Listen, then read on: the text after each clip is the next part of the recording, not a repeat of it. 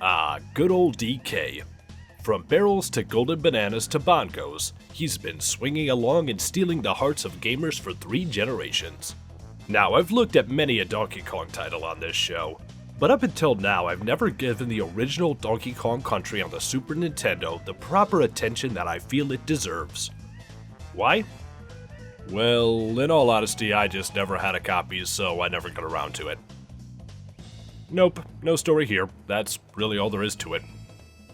But now that I've played through this trip to the jungle once more, what exactly makes this such a well-loved and classic title? Well, now for the reviewing. So as you may know, the gameplay of this platformer revolves largely around the ability to both take your time to ensure you don't fall into pits, while simultaneously having to make these decisions at a moment's notice. Now this game does ease you into the fray, and honestly this shows some of the most intuitive gameplay that I've ever seen. For example, there are no signs telling the player that they can jump in minecarts. Now naturally you would assume that one would figure it out once they see a pit. However, before you have to jump for your life, there is a string of bananas which indicate that you can jump for them. This is just one example of how this game introduces new gameplay elements, and this even extends to the final levels. Although I will say that there are instances in which you are sucker punched, especially when enemies jump at you right before the end of the level. Even aside from this, the game is just very tough in general. This was back in the good old days, when the length of the game was equally proportionate to the difficulty. Realistically, you could finish this game in under an hour if you could breeze past the enemies, and decide to ignore the many bonus stages hidden throughout. That being said, the number of opponents, constant changes to enemies' tactics, and insanely specific jumps usually ensure that you'll see the main menu more than once. I will say, however, that there were moments where the game seemed to drop my inputs. Now, I'm not sure if it's just the Wii U port of this game, or if the timing is just slightly off, but this has caused me a lot of grief and made me begin using save states. Although granted, this could just be my reflexes giving out over the years. These graphics are amazing.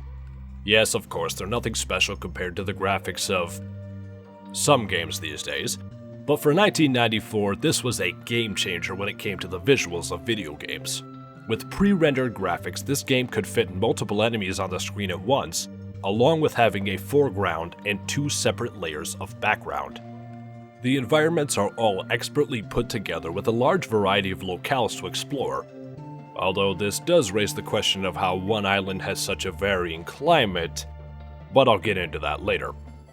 One moment you'll be swinging across vines, the next you're swimming through a toxic pond, and then you'll be chased by a giant hamster wheel in ancient desert ruins.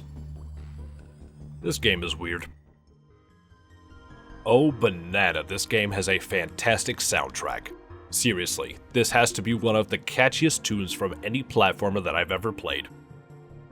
Okay, bad example, but seriously, the composers did an excellent job in creating tracks that not only greatly validate the setting, but are also extremely memorable. Plus, I theorized that they intentionally made some extremely soothing music on purpose just because they knew how hard people would rage during certain levels. Now, I could be wrong, but listen to aquatic ambiance and Bramble Blast and tell me you aren't at least a little bit at peace.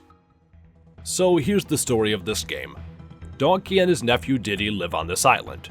One night, these bipedal crocodiles named Kremlings steal Donkey's hoard of bananas. So he must fight his way through the island to reclaim what is rightfully his. There you have it. It's a very straightforward plot that reflects the tone of most early platformers. However, I did have some serious questions, honestly ever since I first played the game. Now, it may be nitpicky to point out plot holes in a game regarding apes fighting crocodiles, but let's have some fun with this, shall we? First off, how on earth did Donkey not notice the Kremlings stealing multiple tons of bananas from literally right under his nose? There is no indication that he was on vacation or otherwise incapacitated, so he has to seriously be the heaviest sleeper in all of video game fiction. Also, what on earth do these crocs want with these bananas? What, do they have a massive potassium deficiency? Are they just going out of their way to f with DK just because they don't like him? Later titles suggest that the latter may in fact be the case. Furthermore, once they had these bananas, why didn't they just leave the island? When you play through the levels, you could find various bananas scattered around, supposedly left behind when they were running off with them. However, when you fight the bosses, they seem to have made their own hordes at various places around the island. The ship is literally right off the coast. I feel like if they had the time to remove the bananas and spread them all across the island, then they could have repositioned the ship closer to the original horde. Another thing, are 9/10 of these animals allied with the Kremlings, or are they just general hostile wildlife? I only ask because they only ever seem to attack Donkey and Diddy. Also, who on earth is this? I'm serious. Who is it? One moment. Okay, so Donkey Kong Country Wiki suggests that this is Manky Kong. Oh. Who on earth is Manky Kong? Why did these crocs decide to build an entire factory on the top of the island? What on earth are they producing there? I assume they're exploiting the raw materials of the island due to the large concentration of mines nearby, but... Oh, wait. Maybe the stealing of bananas was just a front to disguise the fact that these crocs want to exploit the island for its resources. Oh. This, however, doesn't at all explain the fact that there are multiple climates on one island. One more thing. How did this island get its shape? It's canonical in later DKC titles that this is in fact the shape of the island, so I have to ask, did Donkey carve it in his likeness? I mean, this would take multiple decades in generous terms, not to mention I don't think these apes exactly have the proper tools to pull this off. I mean, heck, maybe Cranky started it and left Donkey and Diddy to finish the work before the whole thing started. And it's a video game! So it is. Alright, rant over.